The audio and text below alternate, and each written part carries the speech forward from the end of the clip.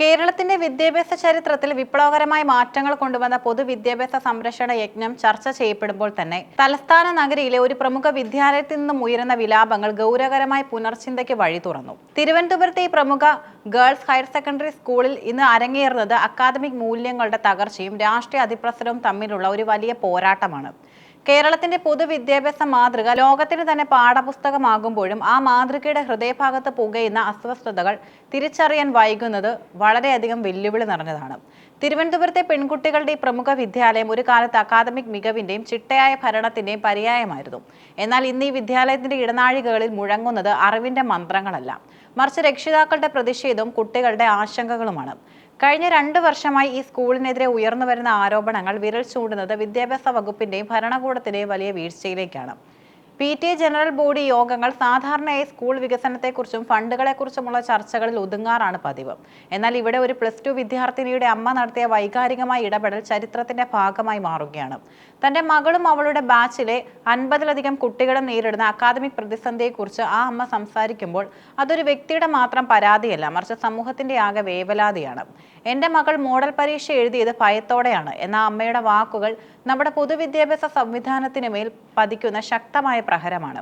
കുട്ടികൾക്ക് ആത്മവിശ്വാസം നൽകേണ്ട പരീക്ഷാ ഹാളുകൾ അവർക്ക് പേടി സ്വപ്നമായി മാറുന്നുവെങ്കിൽ അവിടെ അധ്യാപകർ നൽകുന്ന പാഠങ്ങൾ എവിടെയാണ് പിഴയ്ക്കുന്നത്? വരാനിരിക്കുന്ന തലമുറകൾക്ക് ഈ ഗതി ഉണ്ടാകരുതെന്ന ആഹ്വാനം ഓരോ രക്ഷിതാവിന്റെയും ആഗ്രഹമാണ്. പരീക്ഷാ പേടിയല്ല, മറിച്ച് പാഠഭാഗങ്ങൾ കൃത്യമായി പഠിപ്പിക്കാത്തതിലുള്ള ഭയമാണ് ആ കുട്ടികൾ അനുഭവിച്ചതെന്ന് പ്രസംഗത്തിൽ നിന്നും വ്യക്തമാണ്.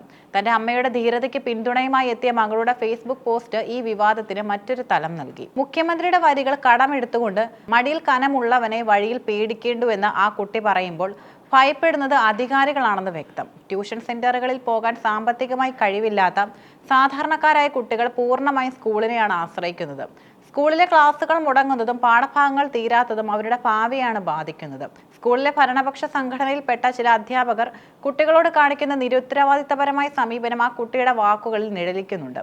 തങ്ങളുടെ പ്രശ്നങ്ങൾ ആരെങ്കിലും വീഡിയോ എടുത്തിട്ടുണ്ടെങ്കിൽ അത് തനിക്ക് നൽകണമെന്നും ഭാവിയിൽ സ്കൂളിന് ഗുണപരമായ മാറ്റങ്ങൾ ഉണ്ടായാൽ അത് അഭിമാനത്തോടെ കാണിക്കണമെന്നും ആ കുട്ടി പറയുമ്പോൾ അവൾ സ്വന്തം പരാജയത്തെയല്ല, മറിച്ച് വരാനിരിക്കുന്ന തലമുറയുടെ വിജയത്തെയാണ് സ്വപ്നം കാണുന്നത്. ഒരു വിദ്യാലയത്തിന്റെ നട്ടെല്ലെന്ന് പറയുന്നത് അവിടുത്തെ അക്കാദമിക് പ്രവർത്തനങ്ങളാണ്. അത് കൃത്യമായി നടക്കുന്നുണ്ടെന്ന് ഉറപ്പുവരുത്തേണ്ടത് സ്കൂൾ റിസോഴ്സ് ഗ്രൂപ്പാണ്. എന്നാൽ ഈ വിദ്യാലയത്തിൽ ഈ വർഷം ഇതുവരെ ഒരു SRG യോഗം പോലും ചേർന്നിട്ടില്ലെന്ന വെളിപ്പെടുത്തൽ ഞെട്ടിക്കുന്നതാണ്. ഒരു അധ്യാപിക തന്നെ സ്റ്റാഫ് വാട്സപ്പ് ഗ്രൂപ്പിൽ ഇത് തുറന്നു പറഞ്ഞത് സ്കൂളിനുള്ളിലെ ഭരണപരമായ തകർച്ചയുടെ ആഴം വ്യക്തമാക്കുന്നു. ഭരണപക്ഷം അധ്യാപക സംഘടനയിലെ ചില നേതാക്കൾ അധ്യാപകരെയും കുട്ടികളെയും ഒരുപോലെ ബുദ്ധിമുട്ടിക്കുന്നതായും അക്കാദമിക് പ്രവർത്തനങ്ങളെക്കാൾ പ്രാധാന്യം തങ്ങളുടെ രാഷ്ട്രീയ അജണ്ടകൾക്ക് നൽകുന്നതായും ആരോപണമുണ്ട്. ഇതിന്റെ ഏറ്റവും വലിയ ഉദാഹരണമാണ് PTA ജനറൽ ബോഡിയിൽ നടന്ന ബഹിഷ്കരണം. കാര്യങ്ങൾ തുറന്നു പറഞ്ഞ രക്ഷിതാവിനെ PTA ഭരണസമിതിയിൽ ഉൾപ്പെടുത്തിയപ്പോൾ ഭാരവാഹി തിരഞ്ഞെടുപ്പ് ബഹിഷ്കരിച്ചുകൊണ്ട് അധ്യാപകർ നടത്തിയ നീക്കം ജനാധിപത്യ വിരുദ്ധമാണ്. രക്ഷിതാക്കളുടെ ചോദ്യങ്ങളെ നേരിടാൻ ഭയപ്പെടുന്ന അധ്യാപകർ എങ്ങനെയാണ് കുട്ടികൾക്ക് മാതൃകയാവുക? തിരുവനന്തപുരം ജില്ലയിലെ ഏറ്റവും വലിയ സ്കൂളുകളിൽ ഒന്നായിട്ടും വിദ്യാഭ്യാസ മന്ത്രി V ശിവൻകുട്ടിയുടെ സ്വന്തം തട്ടകമായിട്ടും ഈ സ്കൂളിലെ പ്രശ്നങ്ങൾ പരിഹരിക്കപ്പെടാതെ പോകുന്നത് ദുരൂഹമാണ്. പലതവണ പരാതികൾ നൽകിയിട്ടും അധികൃതർ കണ്ണടയ്ക്കുന്നത് രാഷ്ട്രീയ സ്വാധീനം കാരണമാണെന്ന ആരോപണം ശരിവെക്കുന്ന രീതിയിലാണ് കാര്യങ്ങൾ നീങ്ങുന്നത്. വിദ്യാഭ്യാസ മേഖലയിലെ നമ്പർ 1 അവകാശവാദങ്ങൾ കേവലം പരസ്യങ്ങളിൽ മാത്രം ഒതുങ്ങുകയും താഴെത്തട്ടിൽ കുട്ടികൾ പരീക്ഷയെ ഭയപ്പെടുകയും ചെയ്യുന്ന അവസ്ഥ ഭരണകൂടത്തിന് അപമാനമാണ്. സ്കൂളിലെ ഭരണം നിയന്ത്രിക്കുന്ന അധ്യാപക സംഘടനയ്ക്ക് മുന്നിൽ വകുപ്പ് തല ഉദ്യോഗസ്ഥർ വിനീത വിധേയരാകുന്നത് സ്കൂളിന്റെ തകർച്ചയ്ക്ക് വേഗത കൂട്ടി. അക്കാദമിക് ഓഡിറ്റിങ്ങോ കൃത്യമായ മേൽനോട്ടമോ ഇല്ലാത്തതാണ് ഇത്തരം വലിയ സ്കൂളുകൾ ഇന്ന് നേരിടുന്ന പ്രധാന വെല്ലുവിളി.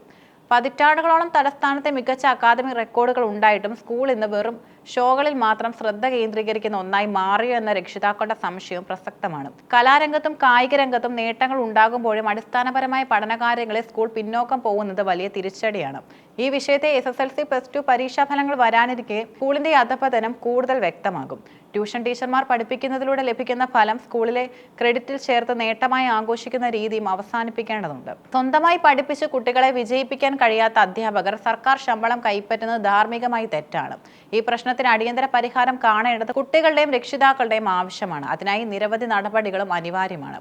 സ്കൂളിലെ അക്കാദമിക് തകർച്ചയെക്കുറിച്ച് നിഷ്പക്ഷമായ ഒരു അന്വേഷണം നടത്തുകയും കുറ്റക്കാരായ അധ്യാപകർക്കെതിരെ കർശന നടപടി സ്വീകരിക്കുകയും വേണം. പാഠഭാഗങ്ങൾ തീർക്കുന്നതിനും കുട്ടികളുടെ പഠന നിലവാരം മെച്ചപ്പെടുത്തുന്നതിനും കൃത്യമായ ഇടവേളകളിൽ SRG യോഗങ്ങൾ ചേരണം.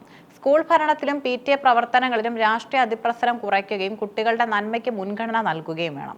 ചോദ്യങ്ങൾ ചോദിക്കുന്ന രക്ഷിതാക്കളെ ഉൾക്കൊള്ളാൻ അധ്യാപകർ തയ്യാറാകണം. ഭാരവാഹി തിരഞ്ഞെടുപ്പ് ബഹിഷ്കരിക്കുന്ന പ്രവണതകൾ അവസാനിപ്പിക്കണം.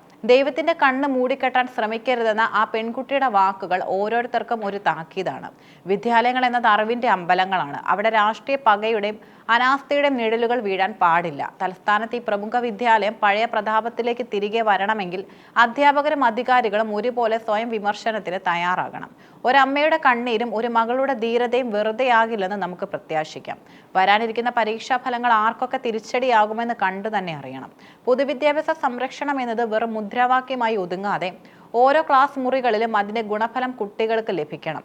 അപ്പോഴാണ് കേരളം യഥാർത്ഥത്തിൽ വിദ്യാഭ്യാസത്തിൽ നമ്പർ 1 ആകുന്നത്.